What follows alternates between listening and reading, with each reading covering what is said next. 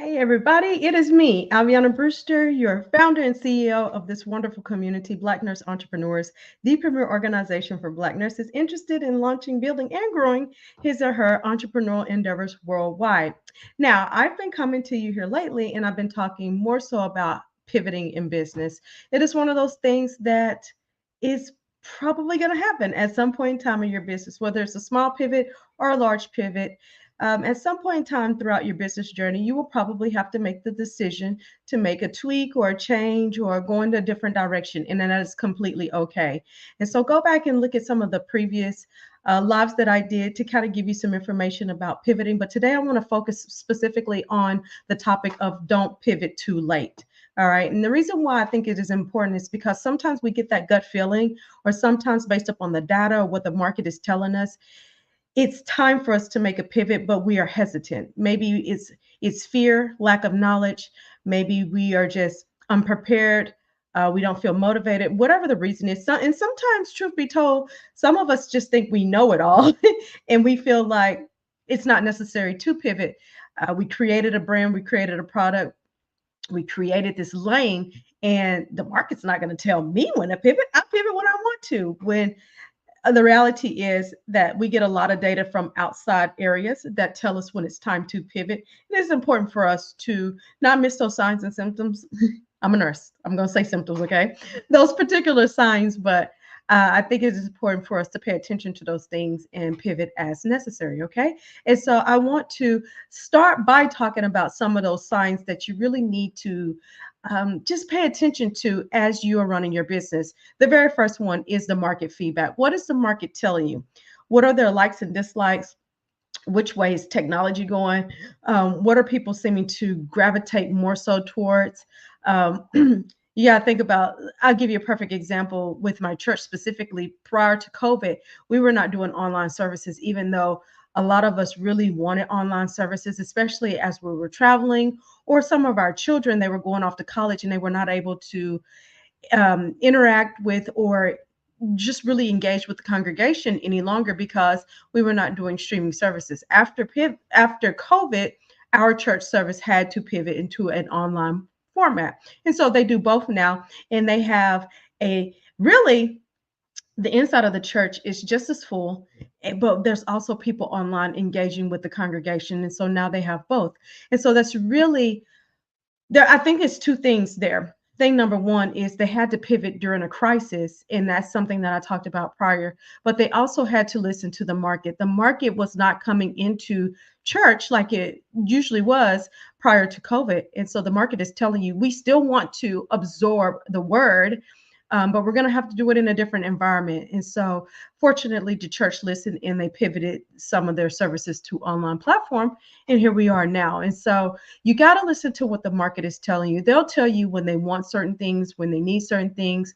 They'll give you ideas, feedback, suggestions. And it is important to at least take a listen and make sure that you're getting that feedback. Doesn't necessarily mean that you have to do what they're saying to do right then and there, but I think it does warrant us to listen to the very people that we are serving. Another thing that you need to pay attention to is if the business just simply is stagnating, is your growth, the amount of customers you have, your products and services, your the engagement with what you're doing, or even your financial growth, are those things stagnating?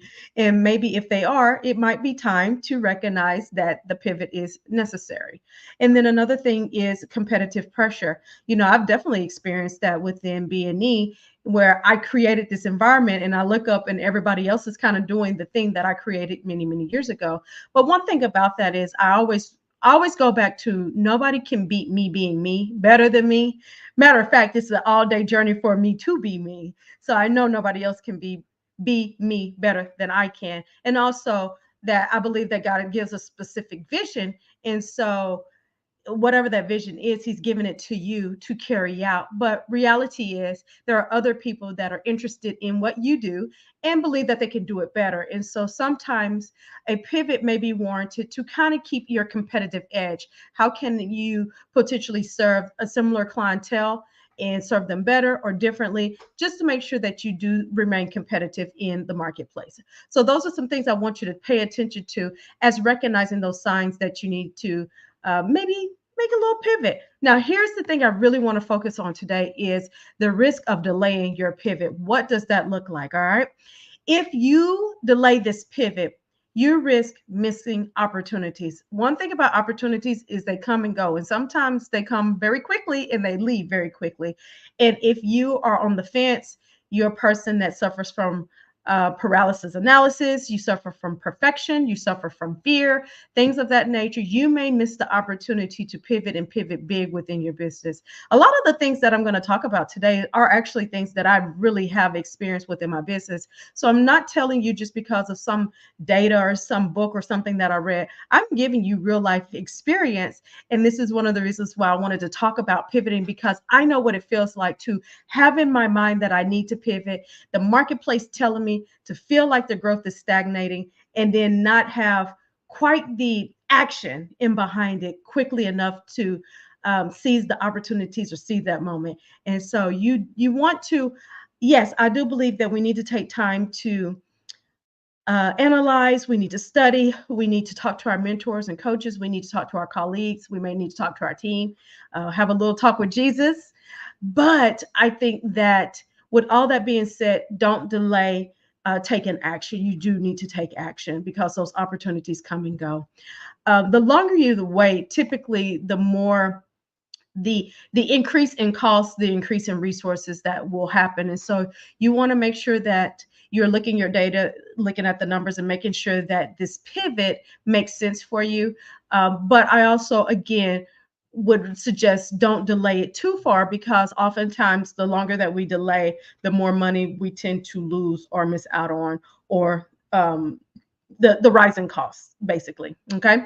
Now, another thing that I want you to consider is when you don't pivot quickly enough, you lose traction in the marketplace. You lose that brand recognition and the value of your brand sometimes, because people will go and seek better services or services that they feel like are speaking to them. So even if you did create a lane, even if you did come up with this amazing product or whatever, like I said previously, you will have competition. There's competitors that like what you do and believe that they could do it better or differently. And so they will put that to the marketplace. And those very people tend to be people that are not scared. And so they will execute on your very idea. And you're sitting on the goal lines thinking, man, that is something that I thought to myself 2 years ago, and I wish I would have executed on it. If I would have made that a little adjustment, pivoted quickly, then I would be the one that presented this new innovation to the marketplace. But instead, by delaying your decision making, oftentimes you'll look up and somebody else is doing the very thing that you thought about doing several years ago. Okay. And you just don't want to lose your momentum. You don't want to lose your place in the marketplace. I believe each and every one of our businesses is very special, and we want to make sure that we retain that brand recognition within the market. Okay. Another thing you got to consider is outdated offerings. Oftentimes, we may not tweak or adjust our offerings and the services and things that we have. And again, the longer that you wait to make those pivots or to update or what have you, tends to mean that your services or products become outdated, and then people lose interest in wanting to do business with you. And so, another thing to think about too is even with pricing, because a lot of times many of us struggle with pricing our stuff high enough to really serve the marketplace so that we have resources. We struggle with charging people a certain number. Usually it's not the other way around. Usually we're not too terribly expensive. We're too cheap usually. And if you delay pivoting your pricing, even making it higher, making it different, bundling and things like upsells and stuff like that, then oftentimes you miss out on financial opportunities as well. So I just want to bring that up and have so that that stays top of mind for you. And like I said, also just being sure that you are looking at your offerings and services and things and making sure that you're updating them and making pivots as necessary. Again, study the market. The market will tell you exactly what you need to know. How about team frustration or team loss? Sometimes you'll have people on your team that are rooting for you. They see the mission, vision, and values of your company and stuff like that, but they recognize that you're just too slow. Like they've made suggestions, they're ready to move, and you're still over there in the blocks trying to get ready, set, and go, and they're already light years ahead of you. Oftentimes, people want to work for and partner with with companies that are forward thinking. They are innovative, they're creating and stuff, and that takes sometimes a pivot. And so you don't want to lose your team, especially if you have a good team and people are diehard fans of yours. They are dedicated to you and the company and what the company stands for. Then you want to make sure that you are also looking at retaining them through what you say that you are doing, through your services, through your offerings, through how you pivot and how you move in the marketplace. Okay. So don't forget about the team. They play a very important part in this conversation. Also, I just want you to think about the longer you wait on pivoting, the more complex the pivot could potentially become. And so just think about it that way. They say that today's prices are not the same. And the longer you wait on pivoting, the more it may cost you, or the more it may um, be more challenging. Just the project may become more complex, require more people, require more resources and things like that. So you want to identify the need to pivot quickly and then make that change as soon as you can. How about loss of your innovative edge? And that kind of goes back to what I said earlier about the brand recognition and the value in the marketplace. Oftentimes, when we delay our pivot, we lose that innovation. And I think sometimes too, it drags us down. Like we just kind of lose ourselves when we know we need to make changes. And sometimes it can be just lack of clarity, honestly. It's like we know we need to make a change, but we don't know what the change looks like. And because of that, we delay making that change. And so I don't want you to get stuck in that rut of clarity where you lose your ability to innovate and to think and to create and things like that. All right. One last thing I just wanted to say is the market's perception. If the market looks at you and the market itself does not see you as forward thinking, innovative, creative, unique, um, create just a company that is growing and moving, let's say it like that, then oftentimes the market will lose interest in you. I mean, it's just facts. It's just facts. You think about some of the companies that you know, like, and trust, and that you spend your money with. Oftentimes, those companies are companies that are providing new solutions. They're providing new products and services. They're making changes and pivots that work for you. You just love it because they made this little tweak. They listened to what you said. They took your feedback, made this tweak, and it's working amazingly. And oftentimes we stay with companies that do that. They seem to be in tune with what the market is wanting.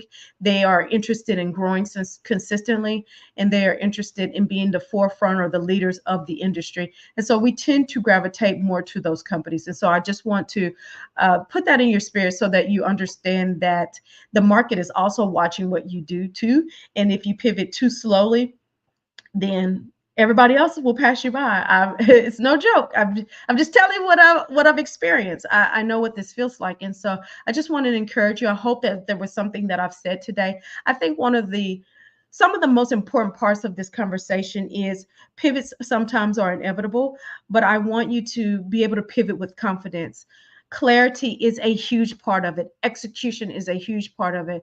Understanding your numbers and the data in the marketplace, those things are huge parts of it. You have to really sit with those things and understand what they mean in order to make good, solid pivots. I don't recommend that you just willy-nilly be out there pivoting. I recommend that you look at the data and the numbers and what the outside, the market is telling you, as well as what is your business telling you to. Okay. So I hope this has blessed you. Do me a favor, drop in the comments and let me know your thoughts about this conversation. And then right there, boom, I dare not leave without inviting you to become a part of our BNE Elite membership. It is where you can enjoy all aspects of BNE, from our visibility, networking, masterminding, collaborations, connections, so much more. So I invite you to become a part of our elite membership. Just go to our website, blacknurseentrepreneurs.org. Go to the very, very, very top. And Black Nurses, I look forward to connecting with you. Okay. So that's my time for now. Thank you for tuning in, and make sure that you like and follow, and also share this if you found it to be beneficial. Okay.